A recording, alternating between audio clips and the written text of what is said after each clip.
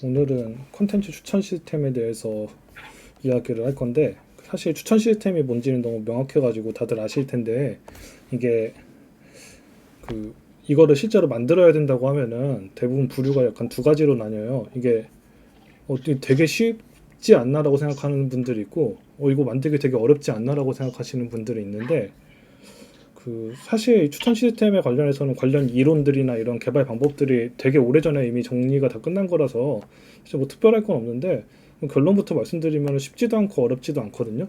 근데 이거를 너무 쉽게 보거나 너무 어렵게 보면은 뭔가 저희가 사이즈 측정이나 이런 거 좀 하기 어려울 것 같아가지고, 이 컨텐츠 추천에 관련해가지고 좀 어떤 이론들이 있는지를 오늘 좀 설명을 드리려고 하고요. 그래서 다들 아시겠지만 그 추천 시스템이 뭔지에 대해서 다시 한번 리마인드를 드리고, 오늘 이야기하고자 하는 게 어떤 내용인지를 좀 말씀을 드리면은, 그 예를 들어서 여기 있는 영화들이 올해 1월부터 제가 본 영화들이거든요. 그래서 이 영화들에 대해서 저 같은 경우에는 평점을 좀 남겨두는 편이에요. 그래서 실제로 제가 남겼던 평점이 요렇거든요. 그러면은 이 데이터를 보면은 그냥 다른 뭐 알고리즘이나 이런 걸 떠나가지고 여러분들이 약간 제 성향이나 제가 어떤 걸 좋아하는지를 대충 파악하실 수 있을 수도 있어요. 영화 좀 좋아하시는 분들은. 그러면은 이제 그 여러분들이 생각하시기에 여기 있는 영화 말고 어떤 영화를 저한테 추천하면 제가 기꺼이 돈을 내고 볼까? 혹시 추천해 주실 만한 영화 있으신 분 있으신가요? 여기를 봤을 때? 딱 맞추시면은 제가 상품 드릴 수도 있어요. 아직 뭐 준비한 건 없지만 만들어서라도. 탑건 여기 목록에 이미 있잖아요. 예. 아, 탑건 원 말하시는 거예요? 탑건 원? 36년 전에 나온 거? 그거는 제가 평점을 별로 좋게 주지 않았어요. 재미없었어요. 예. 저는 고전 클래식을 별로 좋아하지 않습니다. 예. 인터스텔라, 인셉션. 음. 인터스텔라는 제가 되게 높은 점수 줬던 것 중에 하나예요. 예. 인디아나 존스 별로 좋아하지 않습니다. 예. 가오갤도 그렇게 높은 점수. 메멘토 있죠. 그래비티도 만점 줬던 영화 중에 하나예요. 예. 미션 임파서블, 예, 재밌게 봤죠. 예. 백투더 퓨처 안 봤습니다. 예. 저 고전을 진짜 안 좋아해요. 고전 소설, 고전 음악, 고전 영화 다 안 좋아합니다. 예. 그리고 저는 백투더 퓨처 세대가 아니에요. 그렇게 나이 들지 않았습니다. 예. 일단 조셉이 적중률이 굉장히 높네요. 그래서 여러분들이 추천해 주신 게 대충 이 영화들 평점이랑 영화들이랑 평점을 보면은 이 사람 취향이 뭐다라는 게 약간, 그러니까 뭐라고 하지? 무슨 로직인지 모르겠는데 약간 직관적으로 좀 나오잖아요. 그래가지고 그거를 어떻게 하면 좀 체계적으로 알고리즘으로 만들 수 있을까가 오늘 중요한 이야기 중에 하나거든요. 그래서 결국에 추천 시스템이란 거는 아이템들 있잖아요. 대상이 되는 뭐 작품이 될 수도 있고, 영화가 될 수도 있고, 음악이 될 수도 있고, 뭐 유튜브 영상이 될 수도 있고, 사용자들이 뭔가 니즈가 있어요. 뭔가를 찾고 싶어요. 근데 찾고 싶은 게 정확하지 않을 수도 있어요. 그러니까 딱 특정 아이템, 나는 오늘 뭐를 보고 싶다고 정해서 검색어를 쳐가지고 검색을 하는 게 아니라, 뭔가 보고 싶은데 그게 뭔지는 잘 모르겠어요. 근데 내 마음에 드는 걸 좀 찾고 싶은 거죠. 이 엄청나게 많은 컨텐츠들, 아이템들 중에서 시스템이 뭔가를 추천해 준 거야. 아, 너는 이거를 마음에 들어 할 거야라고, 지금 방금 여러분들이 영화 이름 써주셨던 것처럼. 그래서 그 이거를 좀 규격화하는 게 추천 시스템의 개요거든요. 그래서 추천 시스템이 왜 중요해졌냐면은 이게 닷컴 버블 이후로 인터넷 비즈니스에 대해서 좀 관심이 있으셨던 분들은 알겠지만, 약간 산업 구조가 바뀌었잖아요. 예전에는 오프라인에서 뭔가를 파는 게 좀 주류였고, 그러면은 매대가 있고 매대에다 상품을 진열하는 거니까 거기에 진열할 수 있는 상품들은 되게 제한이 돼 있었어요. 교보문고나 이런 데를 가도 책이 엄청나게 많지만 매대에 올라온 책들은 전체 책들 중에 되게 극히 일부에 불과하다. 공간적인 한계가 있으니까. 근데 이게 플랫폼 산업으로 넘어가면서 이제 취급하는 상품이라든지 작품이라든지 콘텐츠들의 숫자가 어마어마하게 늘었죠. 그걸 다 보여줄 수가 없어요. 그거를 전체를 다 보여주면 이제 스크롤이 끝도 없이 내려갈 거고, 그렇기 때문에 일부 작품들 잘 팔릴 만한 것들, 그런 것들만 추천해가지고 사용자들한테 제시해주는 시스템이 되게 중요해졌다. 그래서 많은 회사들이 추천 시스템에 좀 주목을 했고, 실제로 지금 요새 잘 나가는 회사들 있잖아요. 넷플릭스라든지 구글의 유튜브라든지 뭐 아니면은 스포티파이라든지 이런 회사들 대부분 다 추천 시스템이 되게 잘 돼 있어가지고 성공한 회사들이기 때문에 그 뭐라고 해야 되나 그 최근에 좀 빅테크라고 하는 회사들은 대부분 다 추천 시스템을 기반으로 성장한 회사들이 많다. 그래서 중요하다라고 말할 수 있고요. 그 추천 시스템이라는 게 크게 종류가 크게 보면 세 가지 정도로 분류할 수 있는데 이제 첫 번째는 수작업으로 편집자들이 직접 큐레이션 하는 거. 그래서 뭐 이거를 추천한다고 제시해 주는 거. 그리고 두 번째로 그 좀 글로벌한 추천이라고 해서 그 작품의 어떤 전체 데이터를 쓰는 방법이거든요. 랭킹이라든지 아니면 최근에 업데이트된 작품들을 추천해 준다든지 이렇게 좀 작품에 좀 글로벌한 데이터를 쓰는 방법이 있고 마지막으로 유저 테일러드는 이제 사용자의 특성에 맞춰 가지고 그 사용자가 좋아할 만한 작품을 추천해 주는 걸 말하는데 그 테일러링이라는 게 그 재단하다라는 뜻이 있는데 소프트웨어 공학에서는 뭔가에 맞춰 가지고 좀 변형하거나 그런 것들을 얘기하는 거잖아요. 그래서 사용자에 맞춰 가지고 추천해 주는 방법. 그 다들 아시겠지만 저희 피코마 유럽 서비스 같은 경우에는 위쪽 두 가지를 메인으로 쓰고 있죠. 아직 유저 테일러드 쪽은 아직 가지 않고 있죠. 근데 결국에 추천 시스템들은 그 저 세 가지를 어떻게 조합하느냐 약간 이게 핵심이라고 볼 수 있고 그래서 기본적으로 추천 시스템은 그 시스템적으로 그러니까 알고리즘으로 좀 어떻게 만드냐면은 결국에 그 유틸리티 펑션이라는 걸 만드는 게 최종 목표거든요. 궁극적인 목표인데 이게 별거 있는 건 아니고 이 함수가 별거 있는 거 아니고 그냥 어떤 고객들의 집합이 있고 우리가 파는 상품들의 집합이 있으면은 그 두 개를 잘 어떻게 계산해 가지고 그 상품들에 대한 그 평가 정보 이 고객이 이 상품을 얼마나 좋아할까 100점 만점에 몇 점 정도 좋아할까 이런 것들을 계산해내는 게 추천 시스템의 목표고요. 실제로 이런 함수 형태로는 좀 어려워서 잘 안 쓰고 좀 더 친숙한 형태로 바꾸면은 그 유틸리티 매트리스라고 해서 유틸리티 행렬을 많이 만들거든요. 그래서 예를 들어서 이 세로 부분이 그 어떤 사용자들이고 이 가로 부분들이 아이템들, 작품들, 영화들이라고 하면은 이 사용자가 어떤 작품에 몇 점을 줬는가, 얼마나 좋아하는가, 얼마나 싫어하는가 이런 것들을 행렬로 만들게 되는데 중요한 건 이제 사용자들이 안 본 작품들, 이제 평가를 안 내는 작품들에 대해서 이 빈칸에는 어떤 숫자가 들어갈까를 예측하는 게 추천 시스템의 최종적인 목표라고 생각하시면 됩니다.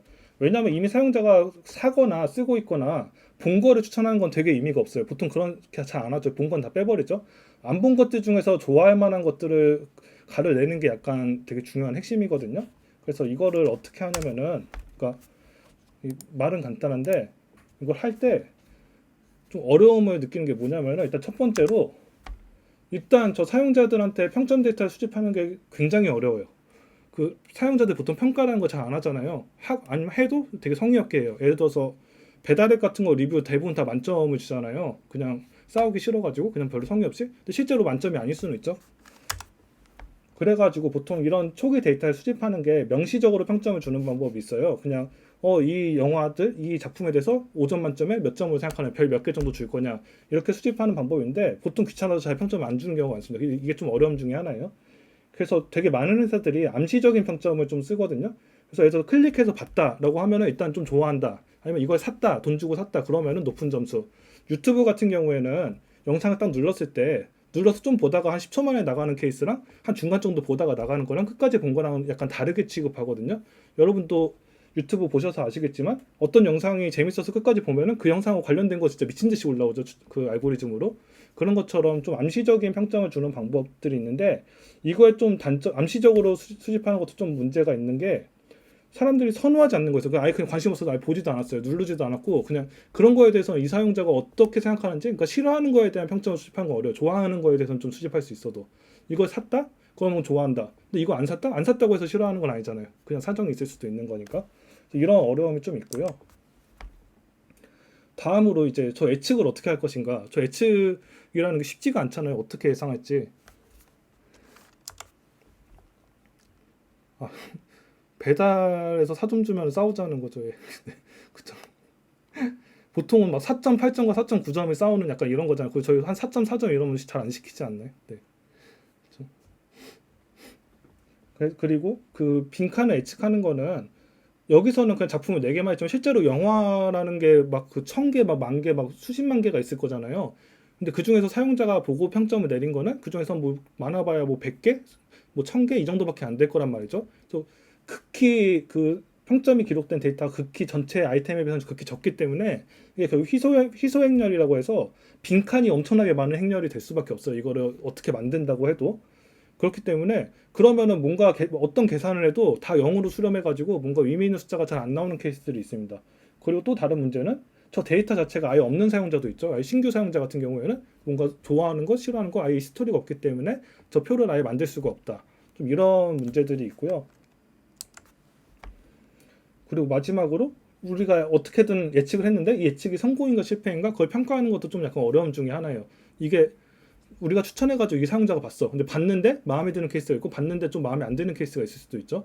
그래서 유튜브 같은 경우에는 추천해가지고 올라온 거를 오랫동안 보면은 마음에 들어한다. 들어갔다가 바로 나오면은 이거는 아니다. 이런 식으로 평가를 하는데 좀 그런 종류의 로직들을 잘 쓸 수 있는 회사면은 좀 되게 유리한 점이 있는데 보통 그렇게 잘 안 되죠. 그래서 이런 것도 좀 어려움이 있고 그래가지고 이런 문제들을 좀 해결하면서 추천을 잘하기 위한 알고리즘이 크게 보면 두 가지 정도가 있거든요. 컨텐츠 기반으로 하는 거랑 협업 기반으로 하는 거. 컨텐츠 기반은 그 상품 우리가 팔고자 하는 작품이라든지 영화라든지 그런 아이템의 속성에 주목해가지고 추천하는 거고요. 그다음에 협업 필터링은 그 어떤 사용자와 사용자의 관계, 아이템과 아이템과의 관계에 좀 주목하는 방법이거든요. 그래서 오늘은 그 잠재 요인 필터링은 너무 그 설명할 게 좀 많아져가지고 이거는 빼고 좀 대표적인 가장 쉽고 간단한 방법들만 좀 소개를 해드리겠습니다. 잠재 요인 필터링은 끝날 때 다시 한번 잠깐만 소개를 해드릴게요. 그래서 컨텐츠 기반으로 추천하는 시스템은 되게 간단해요. 되게 직관적이에요. 이거 들으시면 금방 이해를 하실 텐데 사실 오늘 설명하고자 하는 내용들 알고리즘은 되게 다 간단한 것들입니다. 예, 간단하지만 효과가 높은 것들이에요. 그래서 컨텐츠 기반 추천 시스템은 뭐냐면은 그 사용자가 이전에 어떤 아이템에 높은 점수를 줬어요. 그럼 그 아이템이랑 또 비슷한 아이템을 추천해 주는 거예요. 예. 좀 직관적으로 설명을 드릴게요. 제가 아까 탑건 매버릭에 4.5점을 줬거든요. 올해 봤던 것 중에 올해 본 영화 중에 제일 좋았어요. 그럼 이 정보를 바탕으로 어떤 영화를 추천해주는 뭐 넷플릭스나 뭐 왓챠나 뭐 이런 시스템이라면은 이 정보를 바탕으로 어떤 영화들을 추천할 수 있을까요? 탑건 1 빼고 탑건 1은 너무 1차원적인 생각 아닙니다.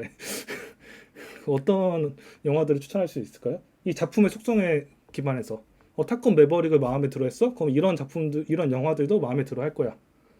얘 비행기 나오는 영화. 주인공 같은 영화. 첫 세 분이 벌써 정답을 말해주셨어요. 제가 예시로 들었는데, 뭐, 이렇게 쭉 올라오는 게 있다면 보통 이런 영화들 추천해 줄 수 있겠죠? 그래서 어떤 기준이냐면, 예를 들어서 트론, 우리나라 명이 뭐 트론 새로운 시작이었나? 저거랑, 그 다음에 오블리비언은 그 탑건 매버릭이랑 감독이 같아요. 예. 그리고 오블리비언 같은 경우는 주연 배우도 같고, 엣지 오브 투마로우나 미션 임파서블은 그 주연 배우가 다 탐 크루즈로 똑같죠. 그 다음에 I2B랑 미드웨이는 둘 다 항공정 영화죠. 비행기 많이 나오는 영화. 그래서 장르가 같으니까 탑건 매버릭을 좋아했어. 그럼 탑건 매버릭의 어떤 점이 좋았는지는 모르겠지만 이런 영화들도 좋아할 가능성이 높다라고 당연히 생각할 수 있죠. 이렇게 추천해주는 게 컨텐츠 기반 추천이거든요. 참고로 이 영화들을 내린 제 평점은 이렇거든요. 그러니까 어떤 추천은 성공했고 어떤 추천은 실패했어요. 예. 탑건 매버릭 재밌게 봤다고 R2B를 추천해줬으면 되게 욕먹었을 거예요. 이거 사실 누구한테 추천해도 욕먹었을 거예요. 예. 되게 안 좋은 영화거든요. 그리고 사실 저는 탑건 매버릭 나오기 전에 감독이 저 감독이라서 별로 기대를 안 했어요. 예. 맞아요. 사실 저는 탐 크루즈 되게 좋아합니다. 예. 그래서 탑건 매버릭 보고 나서 그 주말에 탐 크루즈 나오는 영화 6편 봤어요. 이틀 동안. 네. 그래서 저는 실제로 탐 크루즈를 되게 선호하기 때문에 저한테는 탐 크루즈가 나오는 영화 추천해주면은 보통 평타 이상은 친다. 이렇게 생각을 할 수 있는 거죠. 그래서 저런 추천을 좀 시스템적으로 어떻게 하냐면은 예를 들어서 영화 2개 가져왔는데 그 듄하고 인터스텔라가 있어요. 그래서 이 영화들의 속성을 약간 어떻게 분류하느냐는 약간 기획하는 분들의 마음이긴 한데 여기서는 예를 들어서 이런 종류로 했어요. 어떤 감독으로도 속성을 했고 그 영화의 음악을 담당한 사람, 배우들, 그 다음에 그 영화의 어떤 태그로 보통 남기는 어떤 속성들 있잖아요. 그런 것들 이렇게 해가지고 맞으면 1 아니면 0으로 바이너리 형태로 이렇게 표현을 했거든요. 그래서 요것들을 그 속성 벡터, 피처 벡터라고 하는데 이 위의 항목들을 어떻게 구성할지 얼마나 많이 할지 얼마나 적게 할지 이런 거는 약간 자유롭게 한다고 치고 그래서 여기다가 예를 들어서 관계평점도 어떤 팩터로 쓰고 싶어서 썼다. 그럼 이 관계평점 같은 경우에는 바이너리 데이터가 아니죠. 어떤 실수로 나오는 0에서 5 사이에 숫자로 나오는 데이터이기 때문에 이거를 그대로 계산하면 약간 문제가 생겨요. 관계평점 같은 경우는 5점까지 올라갈 수 있기 때문에 앞에 속성들보다 5배는 중요한 그 데이터가 되는 거죠. 가중치를 부여하기 때문에 보통의 경우에는 그 바이너리가 아닌 속성에 대해서는 뒤에 스케일링 팩터라고 해서 이게 어느 정도 가중치를 가질지를 곱해가지고 사용합니다. 예를 들어서 관계평점이 5점 만점이라고 하면은 곱하기 0.2를 하면은 다른 팩터들이랑 비중이 똑같아지겠죠. 근데 여기에서는 계산을 쉽게 하기 위해서 그냥 저 스케일링 팩터가 1이라고 가정하고 그냥 계산을 할게요. 그러면은 이게 아이템 프로필이 저게 결국에는 벡터로 표현이 되거든요. 그래서 컴퓨터 공학 전공해 보신 분들은 알겠지만 벡터로만 표현이 되면은 그걸로 모든 계산을 다 할 수 있어요. 그래가지고 그 저게 물론 벡터로 표현하면은 저 10 몇 천 원짜리 벡터가 돼가지고 머릿속에 상상은 안 되겠지만 그 수학적으로 보면은 같은 차원의 벡터가 있으면은 두 벡터 사이의 각도를 구할 수 있잖아요. 코사인 계산해가지고. 그래서 그 공식이 이거거든요. 그래서 대부분 그 이과생 분들은 고등학교 때 배우신 내용이에요. 예. 사실 저도 안 배운 줄 알았는데 그 수투에 있더라고요. 예. 그 문과생 분들도 사실은 계산하실 수 있는 값이긴 한데, 예. 이게 저게 어떤 말이냐면은 두 벡터를 이 두 영화의 유사도를 파악하기 위해서 이거를 곱한 값들 있잖아요. 곱한 값 곱해서 전부 다 더한 값이랑 각각을 제곱해 가지고 더한 거를 루트 씌운 값을 다시 곱한 거를 나눈 거죠. 이게 말로 하면 어려운데 이게 결국 어떻게 되냐면 이 분자가 4 더하기 16.77a 제곱이잖아요. 이게 뭔 말이냐면은 곱하면 0이죠. 0이죠. 이게 둘 다 1이어야지만 1이죠. 그래서 둘 다 1인 게 하나 둘, 셋, 네 개니까 4. 그리고 이거 두 개 곱하면 16.77이거든요. 이게 분자고 밑에 거는 그냥 1제곱 곱하기 0제곱 아니 1제곱 더하기 0제곱 더하기 해서 다 더해가지고 1이 8개니까 8이고 그 다음에 뒤에 거 제곱하니까 15.21. 그래서 이거 루트 치고 그냥 알파가 1이라고 가정하면은 두 영어가 유사도가 85.39%가 나온다. 이 아이템의 프로필, 아이템의 속성만 가지고 구한 유사도가 약간 이 정도라는 거죠. 그래서 85% 유사하면 사실 되게 유사한 비슷한 영화라고 볼 수 있죠. 근데 이거는 제가 설명을 위해서 그냥 좀 비슷한 피처들을 많이 뽑았기 때문이고 피처를 어떻게 뽑냐에 따라서 유사도가 달라질 수 있어요. 그래서 보통 이렇게 아이템 프로필로 유사도 측정하는 거는 그 피처를 어떻게 뽑느냐에 따라서 결과가 되게 달라질 수 있다. 피처를 잘 뽑는 게 그 우리가 추천하고자 하는 대상의 속성에 대해서 이해를 잘 하는 게 되게 중요하다고 볼 수 있고요. 그래서 같은 방식으로 사용자 프로필도 구할 수 있거든요. 그래서 사용자 프로필은 뭐냐면은 그 사용자가 봤던 모든 영화에서 각각의 피처들이 가지는 그 비율이 어느 정도냐는 거예요. 그 예를 들어서 IMAX가 0.2라는 말은 그 사용자가 예를 들어 100개의 영화를 봤으면 그 중에 20개가 IMAX 영화였다는 뜻이에요. 예. 그래서 대부분은 숫자가 되게 작아지긴 하겠지만 이렇게 사용자 프로필을 구할 수 있거든요. 아, 밑에 설명 있네요. 예. 그래가지고 이 사용자 프로필도 결국 같은 차원의 벡터잖아요. 그래서 그 사용자랑 어떤 영화의 그 코사인 각도를 구하면은 결국 그 사용자가 그 영화에 대해서 어느 정도를 좋아할지 그 유사도가 점수로 나오게 됩니다. 예. 그 영화가 가지고 있는 속성이 이 사용자가 봤던 속성이랑 어느 정도 일치하는지를 파악할 수가 있죠.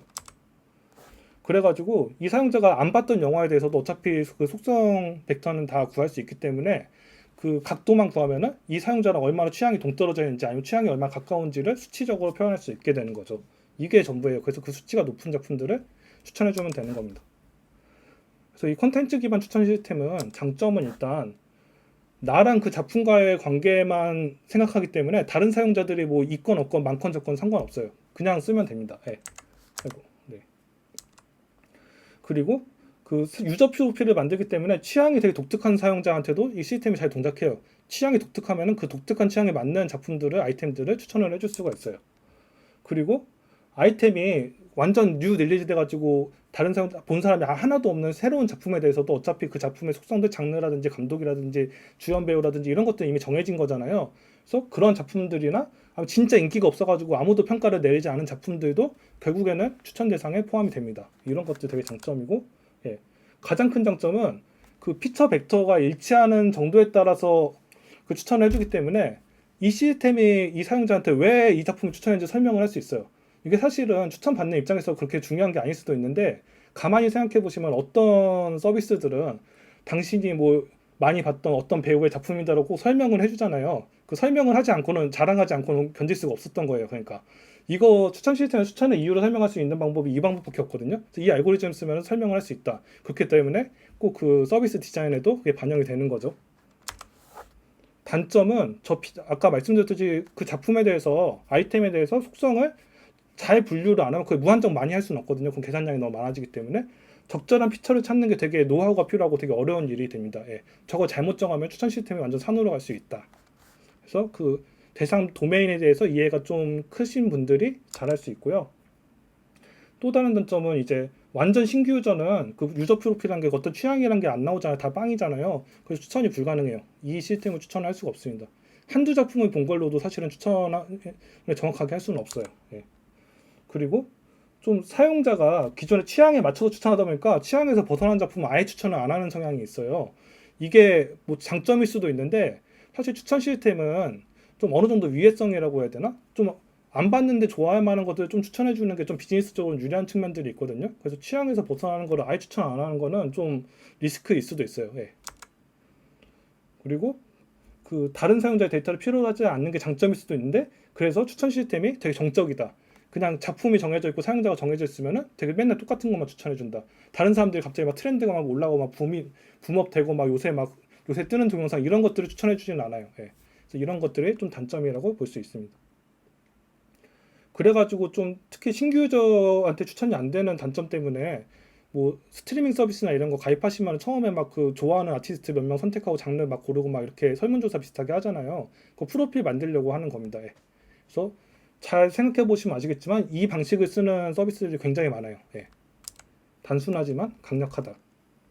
그 다음에 이제 협업 필터링 기반 추천 시스템인데 필터링이란 건 그냥 전체 작품에서 내가 추천한 작품들을 그냥 걸러내겠다는 의미라서 그렇게 큰 의미를 가진 단어는 아니라고 생각해도 되고요. 요거는 이제 어떤 사용자가 있으면은 이 사용자랑 나랑 취향이 비슷한 사람들이 있을 거 아니에요. 그 전국에 탐크루즈를 좋아하는 사람들이 굉장히 많을 거 아니에요. 그럼 그 사람들이 이 작품을 좋아했으면 나도 그 작품을 좋아할 거야. 탐크루즈가 나오진 않지만 이런 생각으로 좀 추천을 할 수 있는 거죠. 그래서 결국에는 나랑 비슷한 취향을 가진 유저 집단을 찾아내고 그 유저 집단에서 나는 안 봤는데 그 유저 집단에서 되게 높은 평점을 낸 작품들이 있어요. 그럼 그것들을 나한테 추천을 해줄 수 있는 거죠. 요게 이제 그 협업 필터링 기반 추천 시스템의 근본입니다. 예. 그리고 보통 우리가 추천 시스템을 만든다고 생각하면 보통 이렇게 만들면 좋겠다라고 생각을 하죠. 보통 대부분의 경우에는. 그래가지고 그 마찬가지로 이거 평점인데 아까랑 똑같은 평점인데 그냥 1.0 만점으로 변환한 거예요. 예. 그래서 각 사용자들이 이 영화들에 대해서 평점을 몇 점을 줬는지를 일단 똑같이 유틸리티 행렬로 표현을 해요. 그럼 여기서 이제 그 사용자랑 사용자가 얼마나 취향이 유사한지를 계산하는 방법이 두 가지가 있거든요. 그 두 가지 다 많이 쓰는데 첫 번째는 자카드 유사도라고 하는 건데 엄청 간단해요. 예. 뭐냐면은 이 평점이 몇 점인지는 신경을 안 써요. 그냥 이 평점을 내렸으면 1이고 안 내렸으면 빵인 거예요. 저거 뭐냐면은 예를 들어서 브라운과 코니의 유사도가 50이 나오는데 이게 50이 어떻게 나오냐면 두 사용자가 본 영화가 하나, 둘, 셋, 일단 4개에 대해서 평가했죠. 두 사용자 다 하면 합집합의 개수니까 하나, 둘, 셋, 4개 중에서 겹치는 것들. 그럼 소울 같이 봤으니까 하나, 그 다음에 이거 2개 안 봤고 콰이어트 플레이스 같이 봤으니까 둘. 그래가지고 그 4분의 2 해가지고 50%가 나온 거예요. 마찬가지로 브라운과 제임스는 본 영화의 개수는 똑같잖아요. 그럼 평점은 신경 안 쓰고 그냥 둘 다 본 영화가 3개인데 그러니까 둘이 본 영화가 3개인데 그 중에 둘이 똑같이 겹치는 부분이 3개다. 그건 100%다. 이게 다예요. 숫자만 세는 거예요. 그래서 이게 그 보면 좀 약간 이상할 수 이렇게 해도 돼라고 생각할 수 있는데 그 사실 이런 평점 기반의 데이터 이렇게 뭔가 1이냐 0이냐 봤냐 안 봤냐 샀냐 안 샀냐 이런 거에는 좀 잘 동작하는데 이렇게 평점 기반의 데이터에서는 잘 안 동작하는 경향이 있어요. 자세히 보면은 브라운하고 제임스는 취향이 완전 다르거든요. 여기는 1.0 줬는데 여기는 되게 낮게 줬고 여기는 낮게 줬는데 여기는 높게 줬고 이런 식으로 좀 취향이 갈리잖아요. 그래서 사실 둘이 좀 유사도가 떨어져야 정상인데 여기 보면은 완전 100% 일치한다고 나오잖아요. 이런 부분에서는 잘 동작하지 않는 속성이 있는데 다만 이 사람이 그 구매 목록이랑 이 사람이 산 구매 목록이 비슷하다면은 이 사람이 산 다른 물건도 이 사람한테 추천해주면 될 거야 라는 그런 발상이면은 그 가끔 쇼핑몰 같은 데 보면은 이런 이거 산 사람은 이것도 많이 샀어요 이런 식으로 추천해 주는 경우가 있잖아요. 그런 케이스에서는 되게 잘 동작해요. 그래서 이게 계산이 너무 빠르기 때문에 생각보다 많이 씁니다. 예. 되게 빠르게 추천할 수 있는 그 방법 중에 하나고요. 그 다른 방법 앞에서 나왔던 코사인 유사도를 쓰는 건데 따로 계산한 방법 계산 다시 하지 않을게요.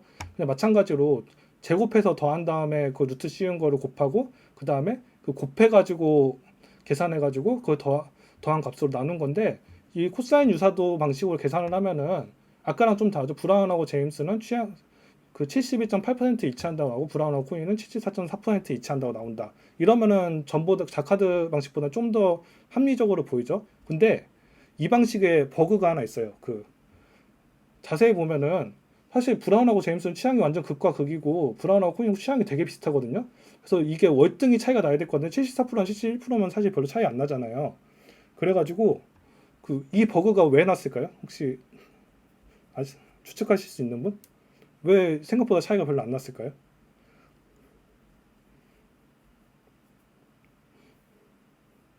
너무 어려운 문제였네요. 생각해보면 너무 당연한 건데 모수가 적어서는 아닙니다. 예. 맥스가 1이어서도 아닙니다. 여기 맥스 계신데 맥스가 1이요? 예. 아닙니다. 같이 본 게 달라서 약간 비슷한데 좀 달라요. 예. 그 명확한 이유가 있습니다. 네. 정확한 이유는 그 무슨 버그가 있냐면은 이 안 본 영화 있잖아요. 안 본 영화가 빵점을 준 걸로 계산이 돼요. 예. 그래서 그냥 이 브라운은 그냥 돈룩업을 안 봤을 뿐이거든요. 근데 이거 곱하고 하다 보니까 이게 0으로 처리돼 가지고 이 보지 않은 평가를 하지 않은 아이템에 대해서 엄청나게 부정적인 평가를 내린 것하고 동일하게 취급되는 버그가 있습니다. 예. 그리고 또 하나의 문제는 뭐냐면은 평점을 대충 주는 사람들이 있어요. 뭐 설문조사 같은 거 하면 다 1에서 5까지 있으면 3으로 다 밀어버리시는 분도 있고 배달 시키면 다 5점으로 밀어버리시는 분도 있고 막 평점을 생각보다 사람들이 성의 없게 주거든요. 그래서 이렇게 레너드처럼 평점을 그냥 다 중간 점수로 밀어버린 사람은 이 사람들 때문에 이 시스템에서 그 오동작이 발생할 가능성이 되게 높아져요. 근데 이런 사람들의 숫자가 생각보다 많다. 그래서 정확도가 심각하게 떨어진다. 그래서 이 두 가지가 좀 문제거든요. 그래서 이걸 해결하기 위해서 어떤 방법을 쓰냐면 사실 해결법은 되게 간단합니다. 그 각 사용자들이 준 모든 평점들의 평균을 구해요. 그래서 이거 1.0, 0.6, 0.7의 평균 0.78이거든요. 그래서 이렇게 평균을 구한 다음에 평점에서 평균을 빼는 거예요. 이렇게 되면 어떻게 되냐면은 이 점수들이 그 사용자의 평점 평균에서 얼마나 떨어져 있냐로 바뀌는 정규화가 수행돼요. 0이면 딱 그 중립인 거고 좀 플러스면은 좀 더 많이 주는 거고 마이너스면 이제 되게 안 준 거고 그래서 이게 정규화가 되잖아요. 이 값으로 계산하면 아까 버그들이 다 해결됩니다. 네. 그래서 이 값을 기준으로 계산하면은 이제 이게 0이면은 그냥 두 사람의 평균 취향이 그냥 뭐 딱히 비슷하지도 않고 딱히 떨어지지도 않은 0이 딱 중간이거든요. 그래서 브라운하고 코니는 취향이 아까 비슷할 거라고 생각했잖아요. 그래서 0.637로 되게 높게 나왔고 그 브라운과 제임스는 마이너스 0.861이니까 아까 74%, 72%, 3% 차이 났던 것보다 어마어마하게 차이가 벌어졌죠. 그래서 단순히 정규화만 하는 것만으로도 이렇게 그 사용자와 사용자 간의 취향 일치도를 훨씬 더 자연스럽게 계산할 수 있다. 그래서 결과적으로 그러면은 이 사용자와 사용자의 어떤 취향이 유사한지 아닌지는 알겠는데 그걸로 이 브라운이 돈룩업에다가 몇 점을 줄 건지를 어떻게 계산할 거냐. 사실 이것도 간단하거든요.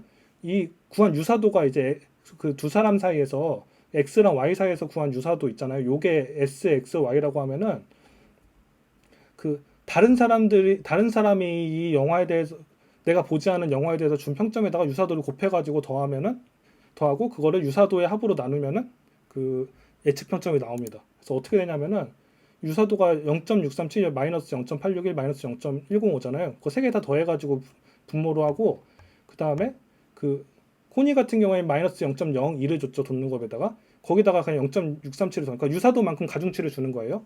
그리고 이거 두 사람은 안 봤으니까 그냥 0 곱하기 0.861인데 다 0이겠죠. 그래서 00 하면은 이 수식이 나와가지고 예측 평점은 마이너스 0.039가 됩니다. 보면 나랑 취향이 비슷한 사람의 의견이 많이 반영됐죠. 그 비슷하게 나왔죠. 그래서 이게 예측 평점이 되는 거. 이걸 다시 5점 만점으로 환산하면 대충 몇 점 줄지 나오겠죠.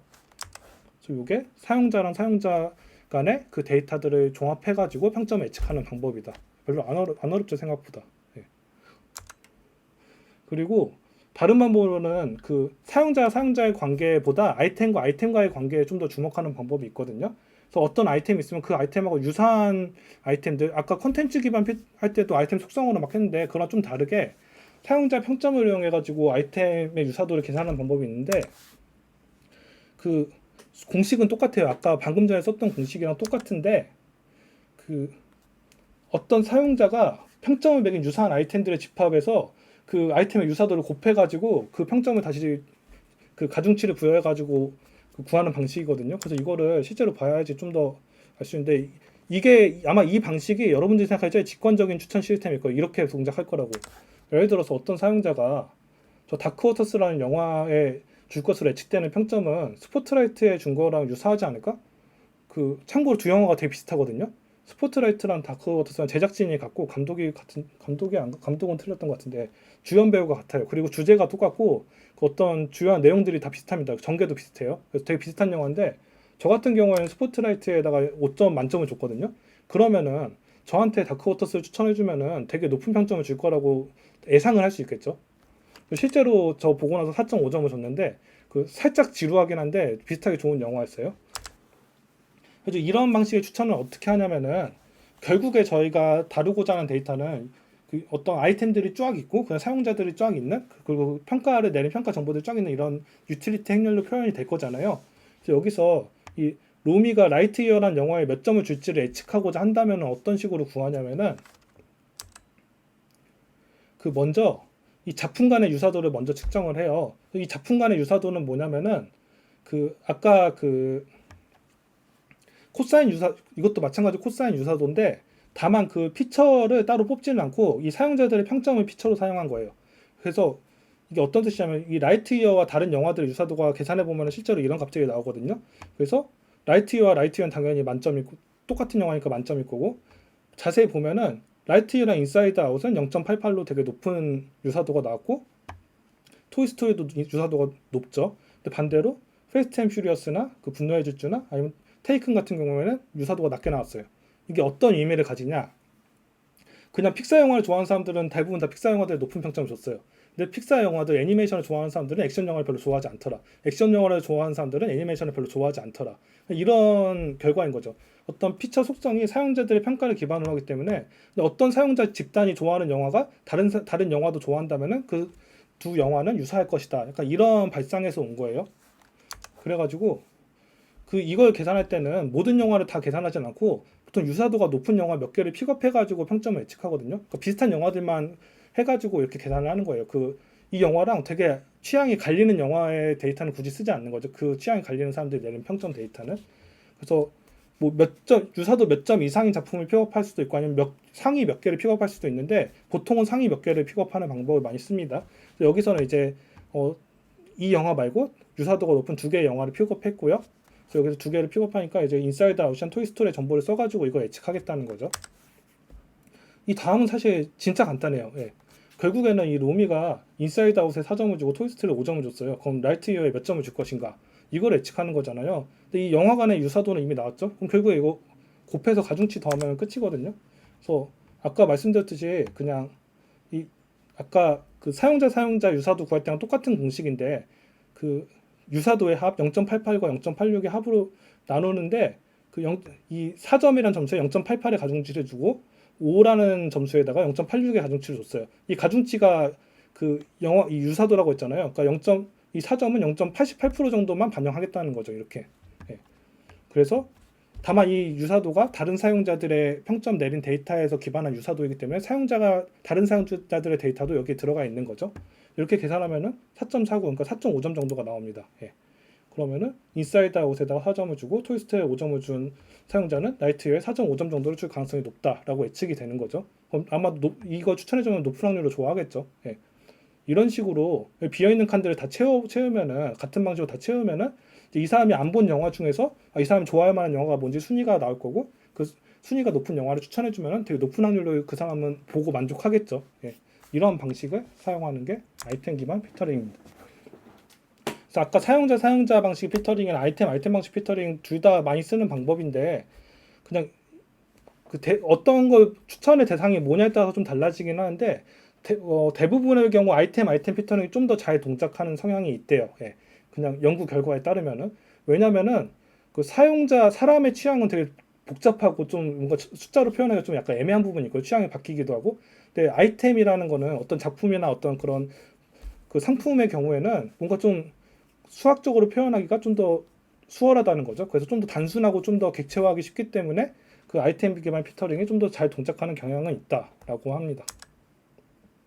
그래서 이런 협업 필터링의 경우에는 그 장점은 이제 아이템의 어떤 속성을 파악할 필요가 없기 때문에 뭘 대상으로 하든지 다 적용할 수 있어요. 굳이 피처들을 이렇게 골라내려고 막 노력할 필요는 없습니다. 속성 정의할 필요도 없고 사용자가 많아지면 점점 예측 정확도가 늘어납니다. 예.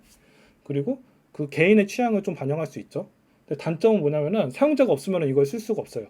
데이터가 좀 쌓여야 쓸 수 있기 때문에 처음 시작하는 스타트업이 이 방식을 쓸 수는 없습니다. 불가능해요. 예. 사용자가 엄청나게 많고 그 데이터가 쌓여야지 쓸 수 있다. 그리고 그 아이템이 굉장히 많고 평가가 별로 없기 때문에 아까 그 계산을 위해서 그 평가 대상이 되는 아이템들 그다음에 그 사용자 집단을 일부러 샘플링을 해야 되는데 그 샘플링 과정도 사실은 쉽지는 않습니다. 여기서는 되게 쉽게 얘기했지만 저 걸러내는 게 쉽지 않고요. 마찬가지로 처음 올라온 아이템이나 처음 가입한 사용자한테는 추천이 좀 어려워 데이터가 없기 때문에 예. 다른 사람들이 평가한 데이터도 없고 내가 평가한 데이터도 없기 때문에 그 사람들한테는 평가가 어렵다. 그래서 보통은 그 앞에 컨텐츠 기반 필터링처럼 좀 글로벌한 추천 방식을 많이 사용합니다. 아니면 큐레이션 해가지고 주든지. 그리고 좀 치명적인 단점 중에 하나인데 취향이 되게 독특한 사용자는 유사한 사용자 집단이 거의 없어가지고 정확도가 확 떨어지는 단점이 있어요. 그래서 이 시스템이 좀 전반적으로 정확도가 떨어지면은 그냥 인기 있는 작품을 추천해주는 전반적으로 인기 있는 작품을 추천해주려는 그런 경향이 생깁니다. 이게 뭐 장점일 수도 있는데 대부분의 경우에 단점이에요. 그 사람의 취향을 정확히 반영을 못하게 되는 거죠. 그래서 우리가 이걸 만들려면은 좀 어떤 것들을 고민해야 되냐 이게 마지막 얘기인데 일단 앞에서 설명했던 방식 중에 하나만 쓰는 경우는 거의 없어요. 대부분의 경우에는 그 여러 가지 방식을 섞어서 씁니다. 그 예측한 결과들 평점을 구한 다음에 그거를 가중치를 부여해가지고 평균을 내서 쓸 수도 있고 아니면은 협업 필터링은 기본으로 하는데 아까 말씀드렸듯이 신규 사용자나 이런 사용자들한테는 컨텐츠 기반 추천을 사용한다. 이런 식으로 섞어서 쓸 수도 있고요. 보통 대부분은 첫 사용자, 새로 들어온 사용자들이나 새로 들어온 아이템들을 추천을 못하는 게 많은 문제를 일으키기 때문에 뭐 좀 섞어서 쓰는 방식이 일반적으로 대세다. 약간 이렇게 생각하면 되고요. 하나만 쓰는 경우가 많지 않다고 하더라고요. 다음으로 이제 이 추천 시스템이 우리가 만들어서 추천을 했어요. 근데 이게 잘 됐는지 안 됐는지 알아야지 개선을 할 거 아니에요. 어떤 파라미터도 조정해야 되고 아니면 알고리즘도 좀 바꿔야 되고 하잖아요. 그래서 이거 평가를 해야 되는데 좀 긍정적인 측면은 추천이 성공적이었냐라는 거는 되게 명시적으로 알 수 있어요. 추천했는데 내가 어떤 상품을 추천했더니 이 사람이 샀다. 엄청 성공적인 거죠. 예. 되게 그거를 명확하게 그 성공이냐 실패냐를 가릴 수 있잖아요. 아까 말씀드린 유튜브에서 추천했더니 영상을 막 길게 봤다. 아니면 보다가 나갔다. 이것도 되게 명시적인 거고. 그래서 이런 방식으로 하기 때문에 평가에 대해서는 그렇게 크게 어렵지 않고 아니면은 추천 시스템에 의해서 랭킹을 매기고 그 실제 사용자들의 다음날이나 다다음날 일주일 뒤에 랭킹이랑 얼마나 차이가 있는지 이런 거 계산하는 방법도 있고 적합성 피드백 같은 경우에는 이게 설명하려면 수식이 너무 많이 들어가 좀 어려운데 뭔가 아이템들을 벡터 공간에다 배열한 다음에 점점 추천을 해가면서 아이템을 특정 방향으로 수렴해가게 이동시키는 거죠. 약간 그래가지고 이 사람의 취향이라고 해서 추천해야 되는 아이템들의 방향성을 정확하게 피드백을 받아가면서 적중하면은 그 방향으로 이동시키고 실패하면은 반대 방향으로 이동시키고 이런 식으로 좀 그 답을 찾아가는 방식 이 방식이라고 할 수 있고요. 그 내부적인 데이터는 뭐죠? 유튜브가 좀 이런 식인 것 같더라고. 추천을 막 이렇게 해준 다음에 내가 어떤 걸 보냐에 따라서 점점 그 방향으로 수렴해 가는 것 같아요. 그래서 좀 지나면은 이제 맨날 추천해 주는 것만 추천해 주는 약간 그런 경향이 좀 있죠. 그래서 실제로 그 특히 처음에 이런 시스템을 만들 때 이게 어떤 알고리즘을 써야 정확한지 잘 모르기 때문에 대부분의 경우에는 그 실제 데이터 중에서 일부 한 10% 정도를 테스트 데이터로 빼서 지워버린 다음에 이 노란색 칸에 대해서 알고리즘을 돌려봐가지고 평점을 예측해보고 그게 실제 데이터랑 얼마나 유사한지를 그 따져본 다음에 그걸 기반으로 이제 알고리즘이나 어떤 그 가중치나 이런 것들을 파라미터들을 좀 조정하는 방식을 많이 쓰거든요. 그래서 그 머신러닝 공부해 보신 분들은 진짜 지겹게 많이 봤던 방식이죠. 이런 방식들이. 그래서 이게 데이터가 부족하면 이제 테스트 데이터를 막 이쪽으로 옮겨보고 저쪽으로 옮겨보면서 막 그거에 막 10번씩 옮기면서 막 그걸 평균 내고 막 이런 식으로 해가지고 많이 하잖아요. 그래서 실제로 이 추천 시스템을 평가할 때도 그 루트 민 스퀘어 에러라고 하잖아요. 오차를 그냥 평균 내는 게 아니라 오차를 제곱해서 평균 낸 다음에 그 다음에 루트 씌우는 거, 그 방식으로 많이 이 평가 시스템이 얼마나 추천 시스템이 얼마나 성공적이었나를 평가를 하는 방식을 많이 사용을 합니다. 그래서 궁극적으로는 좀 어떤 방식을 사용해야 되냐면은 아까 설명했던 잠재 요인 기반 협업 필터링이 약간 머신러닝이나 딥러닝을 안 쓰는 방식 중에서는 제일 약간 발전된 방식이에요. 그래서 넷플릭스에서 예전에 그 추천 시스템 만드는 대회를 한번 한 적이 있었거든. 되게 옛날에 한 10년도 더 전인데 그때 우승한 게 저 잠재 요인 기반 협업 필터링인데 그 사실 제일 좋은 방식이긴 한데 저거 간단히만 설명드리면은 그 아까 그 협업 필터링을 하는 거랑 똑같은데 아까는 그냥 사용자 평점만 썼잖아요. 근데 그거를 이제 장르, 감독, 배우 이런 걸로 행렬을 다 분해해요. 분해해가지고 각각에 대해서 예측치를 한 다음에 그 각각의 장르는 이 중에서 한 30% 정도 비중으로 반영할 거다. 그 배우는 뭐 10% 정도 비중으로 반영할 거다. 이런 파라미터들을 조정해가지고 다시 예측을 하는 방식이거든요. 그래서 이게 그 머신러닝 쓸 때 피처 엔지니어링 쓰는 방식이랑 되게 유사한데 어떻게 보면은 이 방식에서 조금만 더 발전시켜 머신러닝 기반으로 추천하는 시스템이 완성되기는 해요. 예. 약간 그 이전 단계라고 보시면 되고 실제로 그 이 방식이 되게 잘 동작해가지고 많은 회사들이 그 추천 시스템의 메인 추천 시스템을 쓰고 있습니다. 그래서 넷플릭스 같은 경우에도 콘텐츠 추천 되게 잘해준다고 해서 서비스가 급성장한 경향이 있었잖아요. 딱 이때부터였어요. 이 알고리즘 쓰면서부터. 우리나라에서는 참고로 넷플릭스 추천 시스템이 잘 동작을 안 하죠. 왜인지 모르겠지만 별로 매력적인 거 추천을 잘 안 해주는 경향이 있긴 하죠. 그리고 거기서 좀 더 나가면 이제 머신러닝이나 딥러닝을 쓸 수 있는데 이건 제 개인적인 견해이긴 하지만 냅다 처음부터 머신러닝이나 딥러닝의 데이터들을 부어 넣는 거는 별로 정확도가 높지 않다고 생각해요. 앞에서 말했던 그 추천 시스템을 좀 구현해가지고 어떤 피처들을 뽑아야 되는지 그리고 어떤 방식으로 예측을 해야 되는지 대조군을 좀 만든 다음에 그것들이 잘 동작하지 않거나 어떤 한계가 보일 때 이제 딥러닝 같은 거 적용해 볼 수 있는데 기본적으로 추천하고자 하는 성향이나 알고리즘 결과치는 앞에서 썼던 알고리즘에 비해서 크게 다르지가 않습니다. 사실 어떤 딥러닝으로 추천했더니 진짜 엄청 잘 되더라라는 그런 소리는 아직 들어본 적이 없어요. 약간 AI를 꼭 적용해보고 싶어서 약간 쓰는 느낌이 좀 있어가지고 개인적으로는 추천 시스템에 AI 쓰는 거는 엄청나게 효과적이지 않다고 생각합니다. 근데 한계가 보인다면 좀 더 시도해볼 수는 있겠죠. 그리고 마지막으로 소프트웨어 AP 테스트 같은 걸로 좀 쓰는 방법인데 이 방식으로 추천해보고 이런 방식으로 추천해서 사용자 집단 나눠가지고 추천해본 다음에 어느 쪽이 좀 더 반응이 좋은지 이런 것들을 판단해가지고 그 방향으로 이제 어떤 피처라든지 아니면은 뭐 파라미터 같은 거 조정해 나가는 방법이 있거든요. 이것들은 사용자가 꽤 있어야지 쓸 수 있는 방법이기 때문에 사실 좀 어지간한 회사에서 쓰기 어렵지만 저희 같은 경우는 사용자가 꽤 있는 편이기 때문에 하려면 할 수는 있죠. 예. 그래서 아마도 좀 잠재적으로는 이런 방향으로 만들어가지고 추천 시스템을 딱 만들고 끝이 아니라 그 어떤 좀 조정을 해가면서 좀 더 이제 추천이 잘 되는 방향으로 나가는 게 궁극적인 목표가 아닐까 약간 이렇게 생각을 하고 있습니다. 예.